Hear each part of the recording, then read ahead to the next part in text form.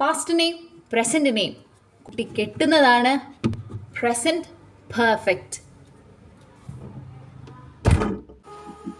Present perfect പഠിക്കാൻ ഒരു എളുപ്പ വഴിയുണ്ട്. എളുപ്പ വഴിയോ?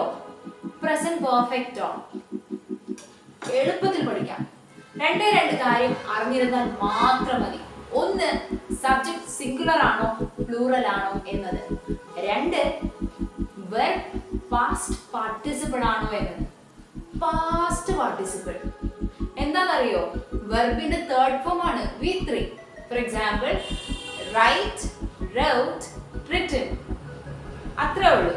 ഇനി വെർബിനെ കുറിച്ച് കൂടുതൽ അറിയണം, വെർബിനെ കുറിച്ച് പഠിക്കണം എന്ന് താല്പര്യമുള്ള ആരെങ്കിലും ഉണ്ടെങ്കിൽ ഞാൻ അതിനെക്കുറിച്ചൊരു വീഡിയോ ചെയ്തിട്ടുണ്ട്, കയറി കാണുക.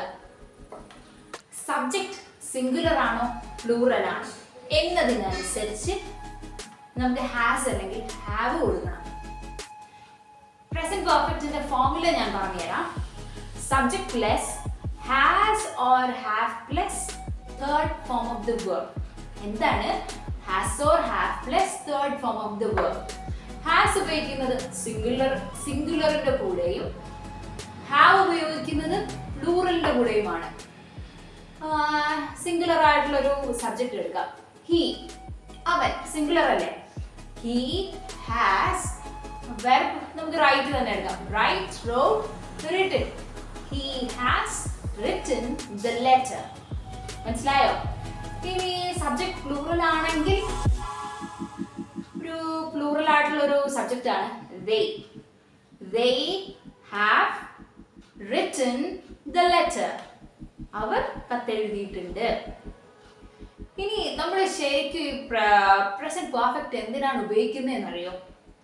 പാസ്റ്റിനെ പ്രസന്റുമായി ലിങ്ക് ചെയ്യാൻ. എന്തിനാണ് പാസ്റ്റിനെ പ്രസന്റുമായി ലിങ്ക് ചെയ്യാൻ? അതായത് പാസ്റ്റിൽ തുടങ്ങിയ ഒരു ആക്ഷൻ ഇപ്പോഴും കണ്ടിന്യൂ ചെയ്യുന്നുണ്ടെങ്കിൽ, four example, I have lived here for 10 years. ഞാനിവിടെ 10 വർഷമായി ജീവിക്കുന്നു. ഈ സെന്റൻസിൽ ഒരു കാര്യം നിങ്ങൾ ശ്രദ്ധിച്ചില്ലേ? I have. ഞാൻ പറഞ്ഞു സിംഗുലറിന്റെ കൂടെ ഹാസ് ആണ് ഉപയോഗിക്കുക എന്ന്. പക്ഷെ ഇവിടെ ഞാൻ I have. ഈ ഐക്ക് നല്ല പ്രത്യേകതയുണ്ട്. ഐയുടെ കൂടെ എന്തായിരിക്കും? ഹാവ് ആണ് യൂസ് ചെയ്യുന്നത്. നോർമൽ റൂൾ അനുസരിച്ച് നമ്മുടെ ഐ പോകാറില്ല.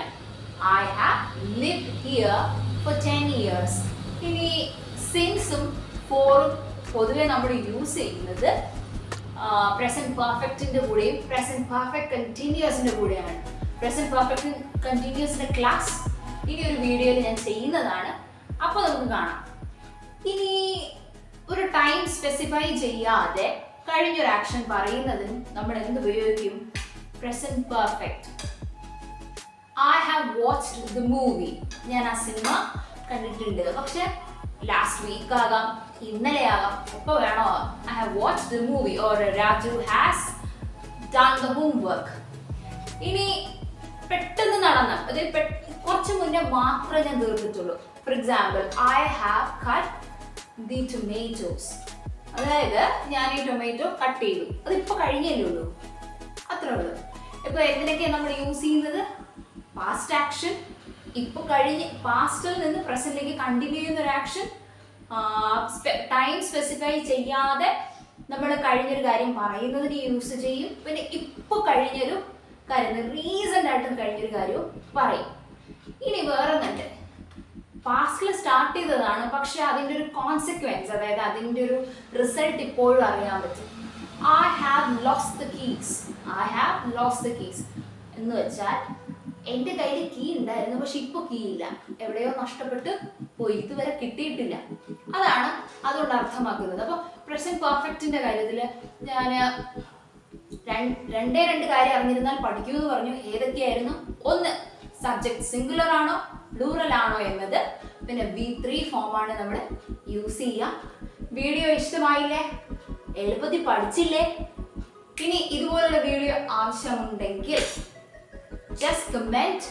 I hope this video was useful for you. Till we meet again. Bye.